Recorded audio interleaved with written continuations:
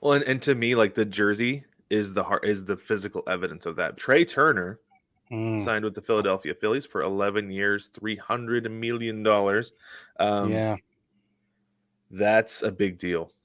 Oh yeah, That's going to dude. be a big deal. That I like seeing that the Phillies were not satisfied with making it to the World Series, because when the Mariners won 116 games in 2001, they didn't make any big moves. They didn't make any notable moves because they're like, well, if it's not broke, why fix it? Well, it's Right. obviously broke. You didn't make it to the World Series when you won more games than anybody in baseball history, Right. besides Yep. one team, right?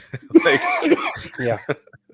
so the Sorry about Phillies are that. not satisfied with just making it to the World Series. They want to win it. So they're throwing some money around. They also brought in Taiwan Walker, Yeah. 4 years, $72 million. I think that's a great move. He is a Super. strong fourth or fifth option in any rotation, and I would Yeah. take him in a heartbeat in that spot Yeah. too. Yeah, I Great agree. I clubhouse think guy. it's awesome.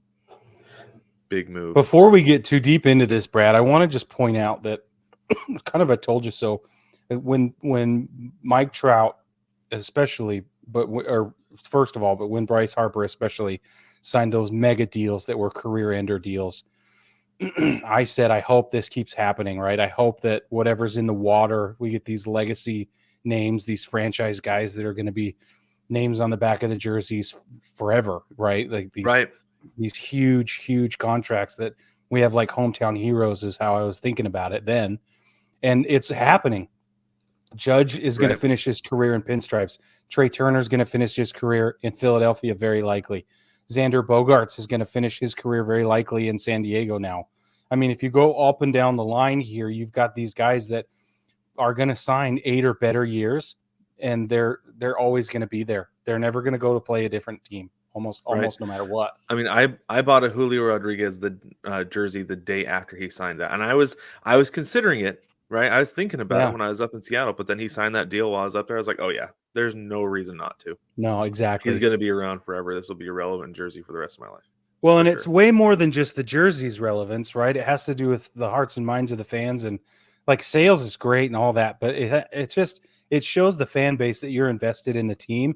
It shows the fan base that you're invested in the development of their players and making sure that success is what you prioritize. That's what it says to me.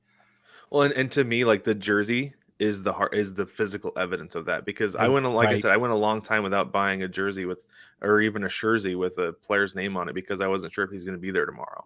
Right. yeah, So for me, that's like evidence of my, like, okay, I'm invested in this player because you're invested in this player.